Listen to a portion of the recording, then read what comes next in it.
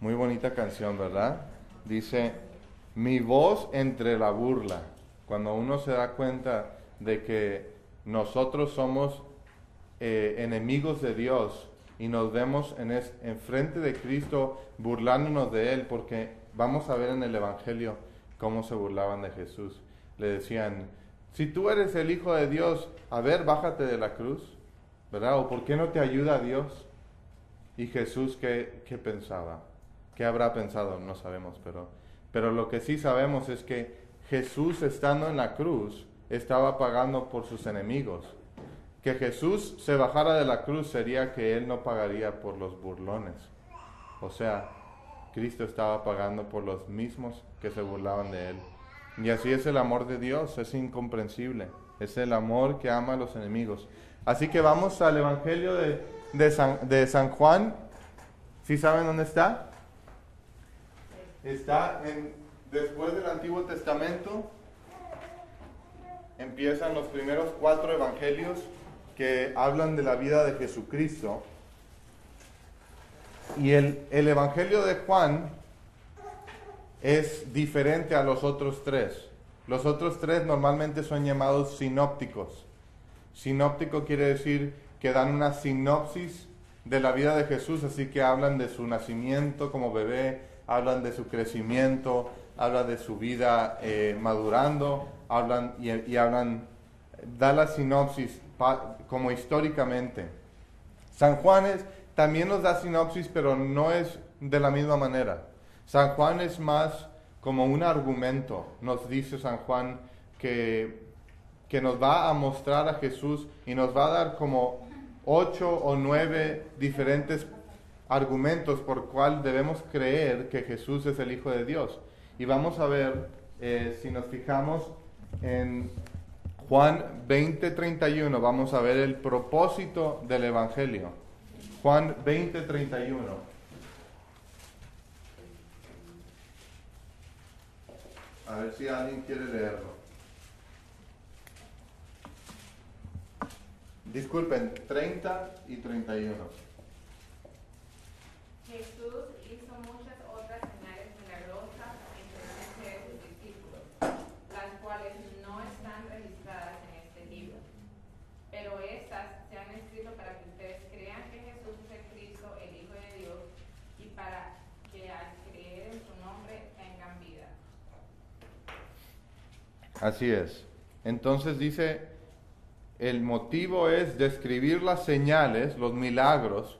Pero fíjense, los milagros no son nada más cosas así de impactantes, pero son señales, apuntan a una cierta verdad.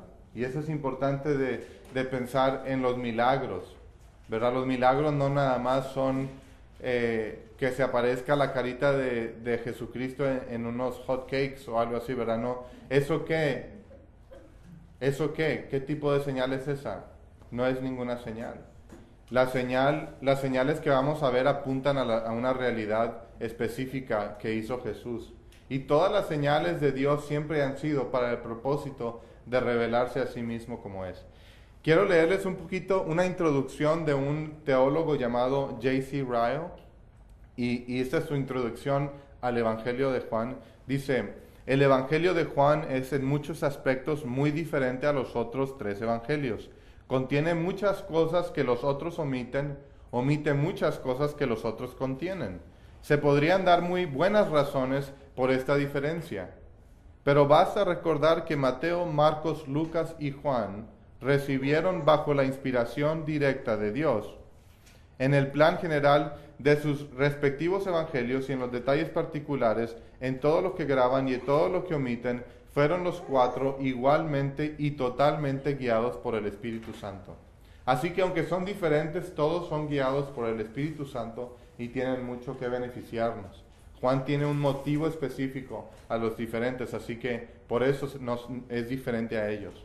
Dice J.C. Ryle, continúa, dice, acerca de los asuntos que Juan estaba especialmente inspirado para relacionar en su evangelio, bastará con una observación general.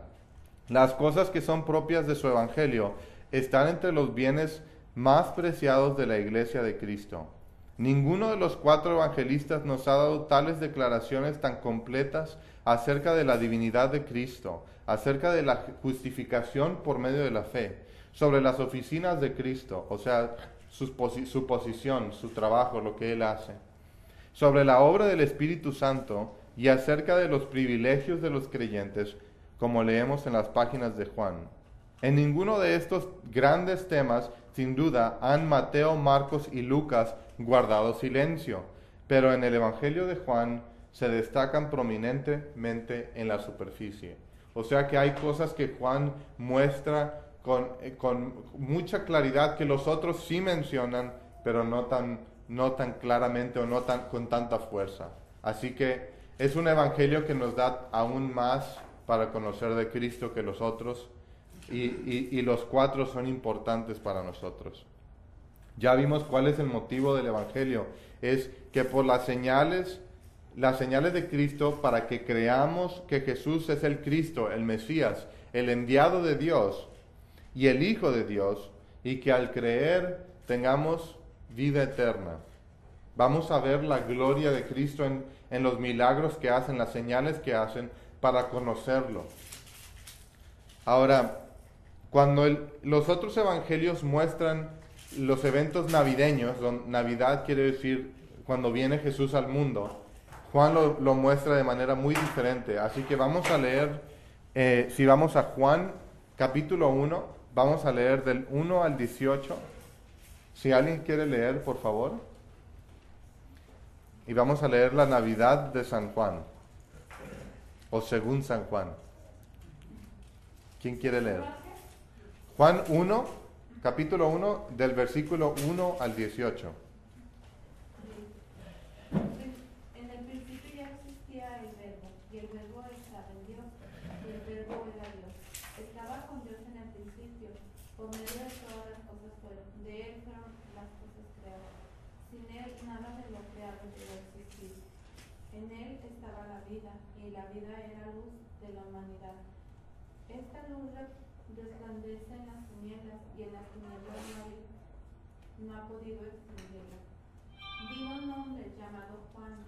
Dios lo envió como testigo para dar testimonio de la luz, a fin de que por medio de él todos creyeran. Juan no era la luz, sino que vino para dar testimonio de la luz. Esa luz verdadera, la que alumbra todo ser humano, venía a este mundo. El que era la luz ya estaba en el mundo, y el mundo fue creado por medio de él, pero el mundo no lo reconoció. Vino a lo que ya era suyo, pero los suyos no lo recibieron. Mas a cuantos lo recibieron, a los que creen en su nombre, les dio el derecho de ser hijos de Dios. Estos no nacen de la sangre, sino por el deseo natural, ni por voluntad humana, sino que crecen de Dios. Y el Verbo se hizo hombre y habitó entre nosotros, y hemos contemplado su gloria, la gloria que corresponde al Hijo unigénito del Padre, lleno de gracia y de verdad. Juan dio testimonio de él, y a voz de cuello proclamó: este es aquel de quien yo decía, el que viene después de mí es superior a mí, porque existía antes que yo.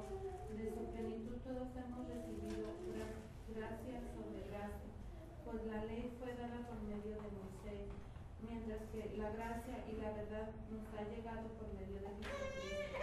A Dios nadie lo ha visto nunca, el Hijo unigénito de Dios, y que viene en unión íntima con el Padre, nos lo ha dado a conocer. Nos lo ha dado a conocer. Amén, amén.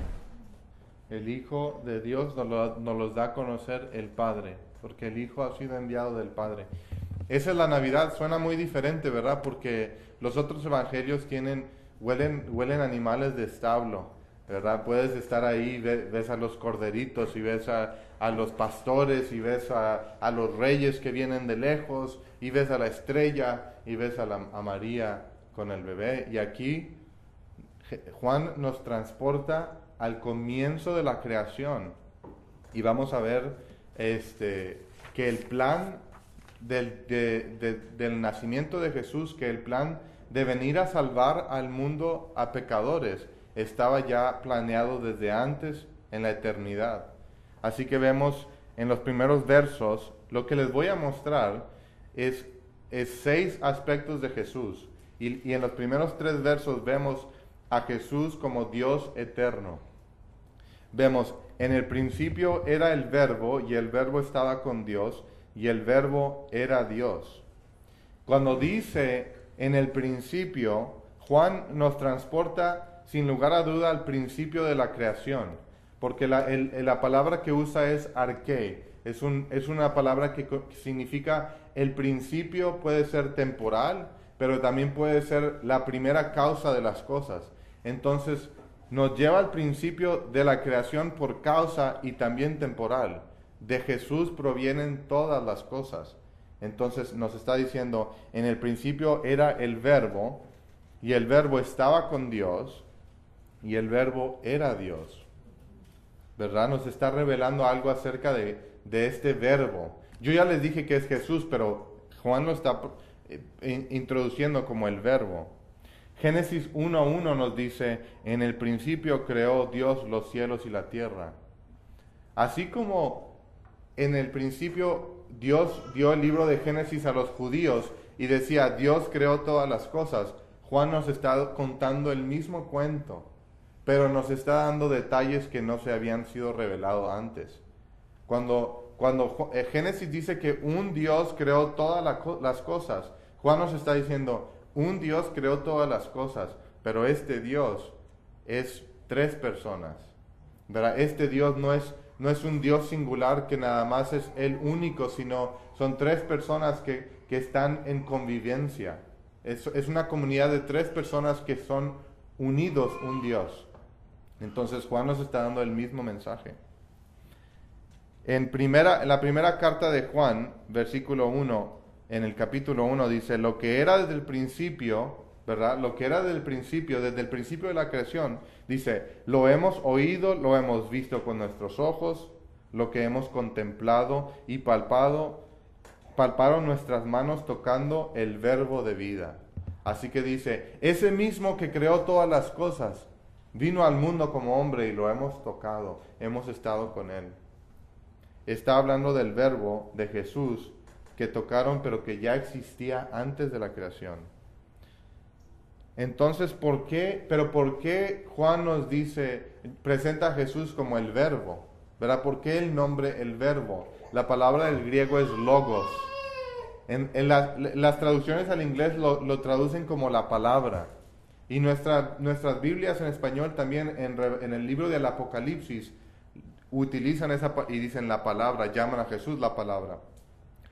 La palabra sería una buena traducción. El verbo está bien también, pero la palabra, el griego es logos, y al judío que escuchara eso, que se refirieran al logos, le recordaría que en el Antiguo Testamento todas las bendiciones de Dios venían al escuchar la palabra de Dios. Y la palabra de Dios venía a los profetas, decía el Antiguo Testamento. Entonces, y toda la creación fue creada cuando Dios habló. Dice, hágase la luz, y la luz se hizo. Hay una conexión con las palabras de Dios y el ser de Dios. Entonces Juan está tomando eso para explicar la naturaleza trinitaria de Dios.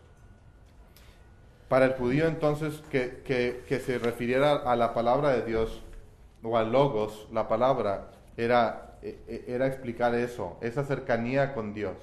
Para el griego el logos era un concepto que era impersonal, no era personal, era un concepto como matemático, pero los filósofos griegos lo consideraban como algo de la esencia del universo, veían el orden de las cosas y hablaban de logos, pero no muy claramente porque no lo podían explicar.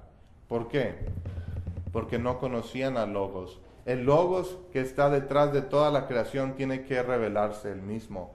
Y el logos, la palabra, el verbo, es Cristo mismo, es una persona. Entonces ellos tenían el concepto impersonal, y lo que hace Juan al tomar la palabra, el verbo o la palabra, agarra una palabra que para el judío y para el griego serían conocidas, y las toma y las redefine, la vuelve a definir ahora como personalmente como Dios. Ven cómo Dios hace de todas las cosas inútiles las hace útiles, y entonces utiliza esa palabra. Y dice, y fíjense, el Salmo 33:6, escuchen lo que dice: por la palabra de Jehová fueron hechos los cielos, y todo el ejército de ellos por el aliento de su boca. Entonces pueden ver por qué Juan toma la palabra, el verbo. Y vemos entonces en el versículo 2 dice, este estaba en el principio con Dios. Juan parece repetirse, ¿verdad? Dice, en el principio era el verbo.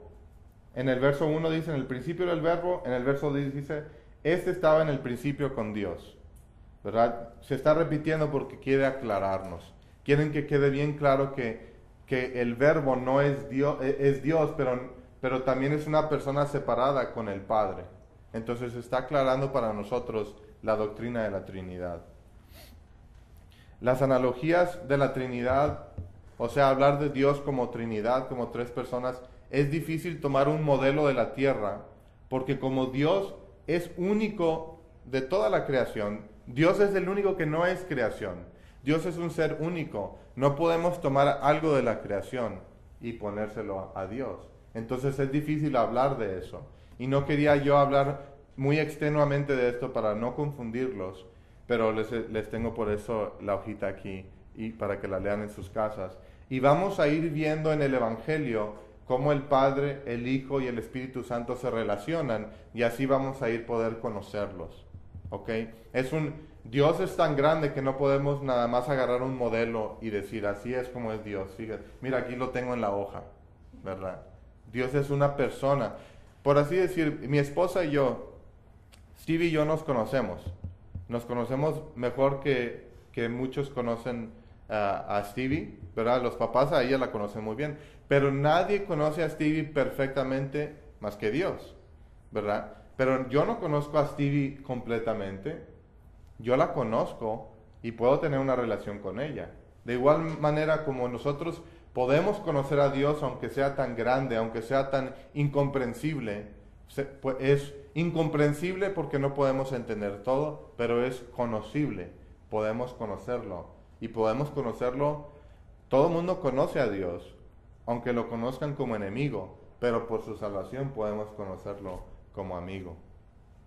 Así que vamos a seguir aquí. Dice, este verbo, en el verso 4 dice, este verbo, en él estaba la vida, ¿verdad?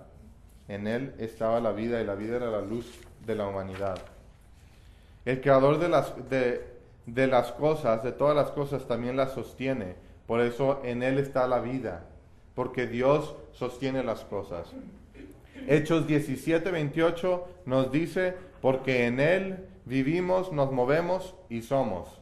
Todas las cosas se mantienen por la voluntad de Dios. Este edificio no se derrumba en nuestras cabezas por la voluntad de Dios que lo sostiene. Así que Dios no es impersonal, no nada más creó las cosas, las dejó construidas y dice, hagan ustedes lo que quieran con él. Dios sostiene todas las cosas. Y Dios viene al mundo también a comunicarse con nosotros. En él estaba la vida, en Dios tenemos existencia.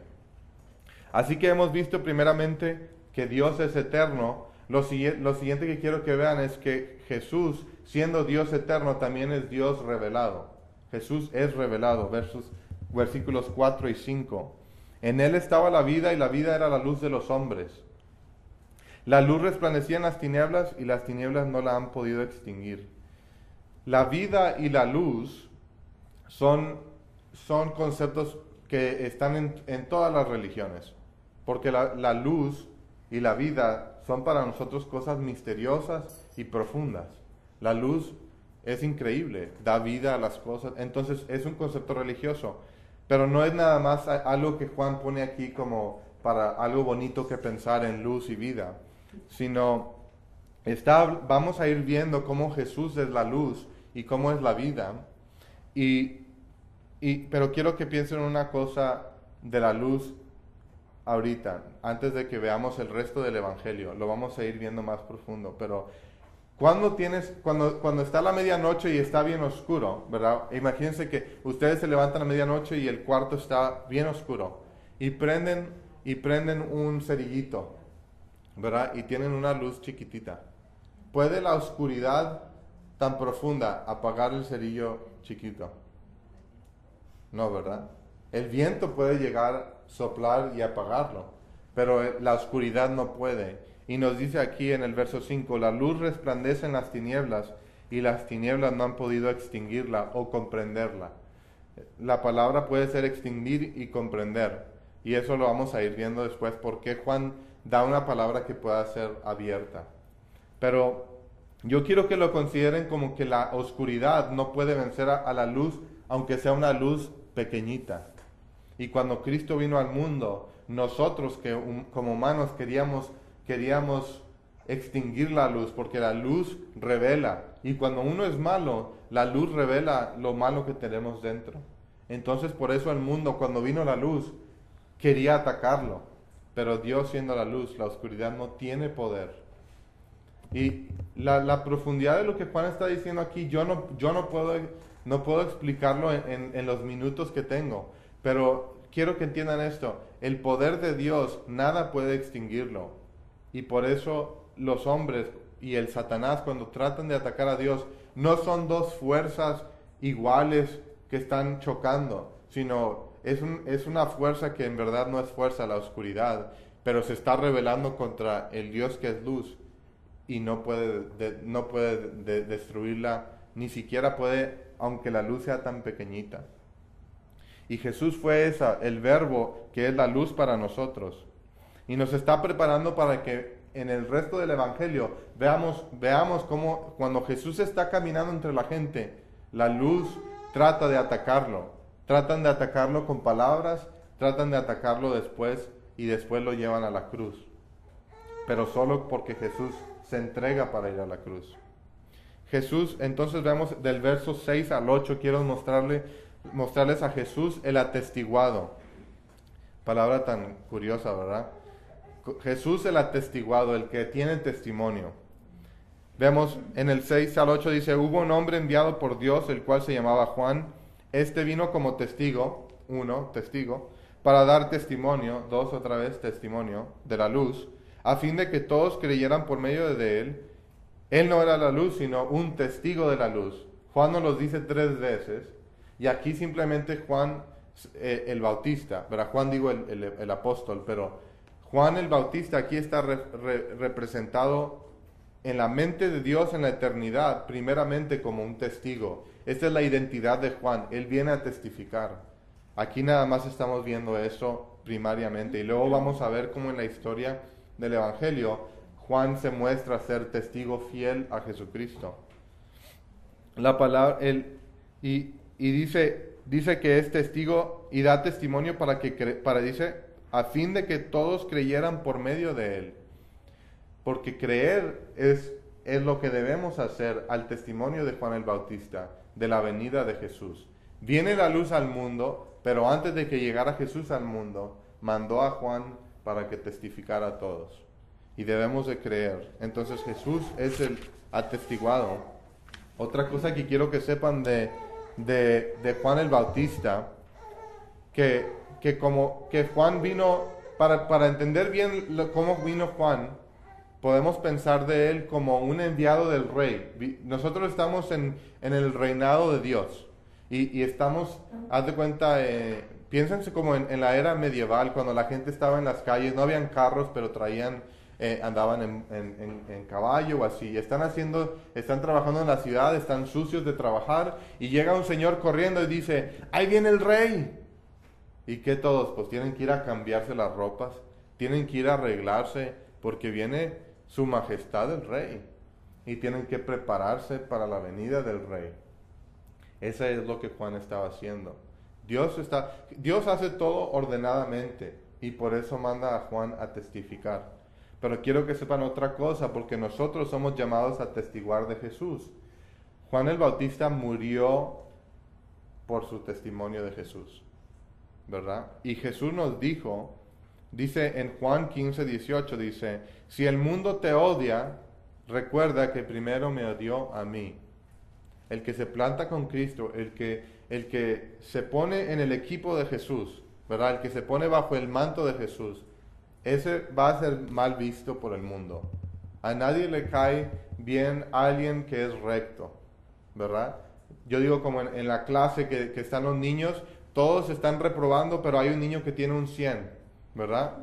¿Quién no tiene amigos en el tiempo de juegos? El del 100, ¿verdad? Así somos y así fuimos de niños y así somos todos los hombres. Pero cuando reconocemos nuestra maldad y aceptamos a Jesús, Él nos transforma y nos da vida nueva. Así que, Yo estaba pensando ahorita que usted dice eso también, de que cuando ya viene un rey, todo el mundo se arregla y todo el mundo se alista, y que Juan es el que está dando las nuevas antes de que el rey venga, pero que también qué contradictorio que él estaba vestido no como un rey, sino estaba vestido en pelos de camello y de esa manera. Sí, porque Juan estaba haciendo muy claro que en él no estaba la gloria y que él no era el Cristo. Entonces sí, tomó esa vestimenta oscura y ya lo veremos más. Es que lo que Juan está haciendo aquí es dando un prólogo que es como los temas principales que va a cubrir en el resto del Evangelio. Entonces ver estos temas nos ayuda a entender cómo ver lo que está sucediendo en el Evangelio. Así que estamos viendo temas grandes que se pueden expandir fácilmente. Del verso 9 al 11 quiero que vean a Jesús el rechazado. Dice, la luz verdadera que alumbra a todo hombre venía a este mundo y en él estaba el mundo, o sea, él lo mantenía. Y el mundo fue hecho por medio de él, pero el mundo no lo conoció. A los suyos vino, pero los suyos no lo recibieron. Está hablando de los judíos que no recibieron a Jesús porque Jesús era judío. Pero también habla de todos nosotros que hemos rechazado a Dios. Entonces aquí hay una dualidad. Ven como el tema está amplio, no dice palabras muy concretas. Entonces cubre suficiente para saber que todo el mundo ha rechazado a Dios, ¿verdad? Todo el mundo se ha rebelado en Adán y todos nacemos pecadores. Pero también en el tiempo cuando Jesús vino del cielo, se hizo hombre, su propia gente, los judíos, lo rechazaron y lo entregaron, no lo recibieron. También dice luz verdadera, porque el mundo nos da muchas cosas y doctrinas e ideas que nos van a decir, aquí está la luz verdadera. Si quieres llegar al cielo tienes que decir esta frase y tienes que mantener estos 3 mandamientos. Y si das buen dinero aquí a la iglesia te va a ir muy bien y Dios te va a bendecir. Y esta es la luz del mundo y vas a ser feliz. Hay un montón de doctrinas del mundo que rechazan a Jesús y ponen al hombre y lo levantan y dicen, haz muchas buenas obras y vas a ser bien recibido. Y Dios te va a recibir con tus pecados y con tus obras. Porque tus obras va a ser como Dios, lo vas a complacer con eso. Y yo les digo, no señores, el Evangelio dice, vienes con las manos vacías, diciéndole a Dios, yo no tengo nada que ofrecerte más que todo mi ser, ¿verdad? Y todo mi ser no es suficiente. Necesito que me des la salvación de tu Hijo. Esa es la verdad. Y por eso es la luz verdadera. No nada más dice, esta es la luz que alumbra a todo hombre, dice, es la luz verdadera. Y por eso está tomando, cuando veamos el Evangelio, vamos a ver a los hombres que dan falsas doctrinas y Jesús les dice, esa no es la luz verdadera, esa no es la verdad. Yo soy la verdad. No yo, pero Jesús dice. Bueno, el mundo rechazó entonces a Jesús. Jesús es el rechazado. Veamos la quinta cosa que quiero que vean. Vamos rápido. Jesús el Salvador. Y qué vergüenza, pero tenemos que apurarnos en el momento en que hablamos de Jesús el Salvador. Dice, mas a todos los que lo recibieron, a quienes creen en su nombre, ¿dónde estamos? En el 12. Sí, a quienes creen en su nombre. ¿Por qué nombre? Porque el nombre, nuestro nombre para los antiguos quiere decir lo que somos, nuestra identidad. Jesús es el Hijo de Dios y el Salvador, el que vino al mundo como hombre, se humilló y caminó como no podíamos caminar nosotros. Dice, el que confía en Él, el que confía en la sangre de Cristo, y dice, estos van a nacer de nuevo, ¿verdad? O sea, se les da el poder, o se les da la potestad, o se les da el derecho de ser hijos de Dios. Somos hijos del enemigo, pero nos somos hechos hijos de Dios por la obra de Cristo. No por nosotros, dice, estos no nacieron de sangre. Cuando dice de sangre, dice, no porque tengan buen pedigrí, o porque tengan muchos, o porque estén bien estudiados, o porque hayan dado mucha caridad a los pobres. No es de sangre, no es por ustedes, no es por ser buen pedigrí, no es por voluntad de la carne, no es por voluntad de nosotros, no es por voluntad de varón, no es por lo que nosotros queremos. Nadie quiere a Dios, nadie quiere a Dios de corazón, a menos que Dios nos habilite a poder hacerlo. Entonces por eso dice, sino de Dios.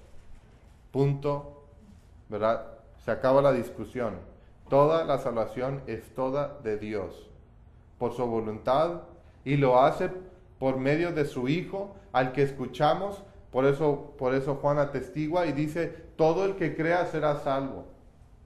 Si ustedes hoy día están poniendo su fe en otra cosa, arrepiéntanse, porque esta es la palabra de Dios. Jesús entonces es el Salvador.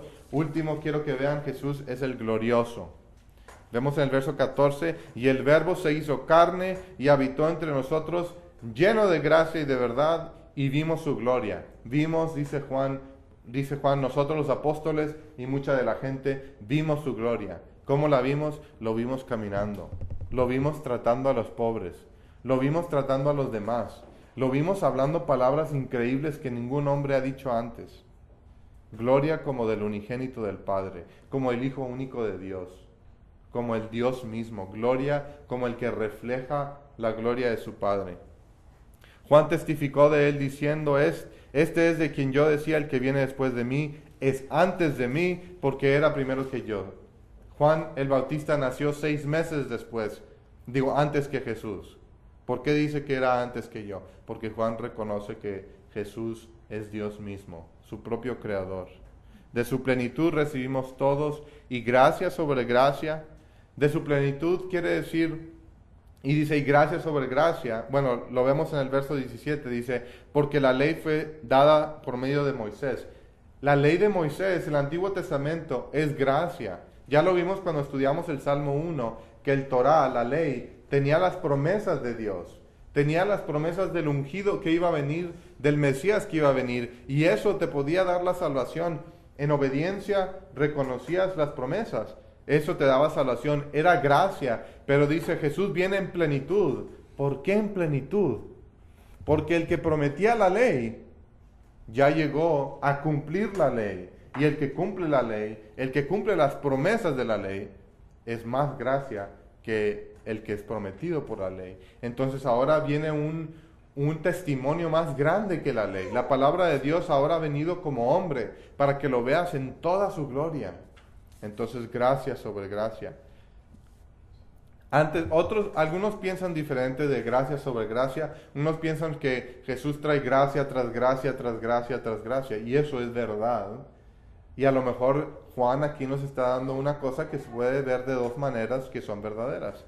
Pero yo pienso que por lo que dice el verso 17, se refiere que viene Jesús a cumplir la ley, a cumplir lo que la ley prometía. A Dios nadie lo ha visto jamás, el unigénito Hijo que está en el seno del Padre. En el seno quiere decir aquí, ¿verdad? Que está cerca, en su corazón, está en una manera íntima. Y nadie ha visto al Padre, pero Jesús, el Hijo, ha estado con él de la manera más profunda e íntima, y el Padre lo ha dado a conocer. Ver a Jesús es ver al Padre. Ver a Jesús es ver toda la gloria de Dios. Es increíble. Y eso es lo que vamos a ver las siguientes semanas. No se lo pierdan. Lean el Evangelio, prepárense, oren, recíbanlo. Y cuando lleguen aquí para poder entrar todavía en más profundidad, yo les voy a mostrar cosas que Juan tiene Dicen que el Evangelio de San Juan dice, un niño, un bebé puede jugar en él como un agua, como una alberquita, y dice, es un agua en el que un elefante se puede bañar, ¿verdad?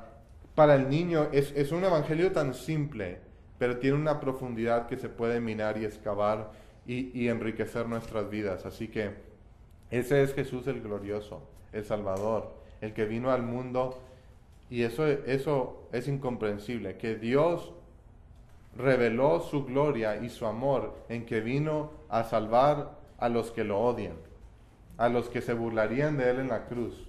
Ese es el amor que va más allá. ¿Tienen ustedes ese tipo de amor? De naturaleza no lo tenemos, pero recibimos a Jesús.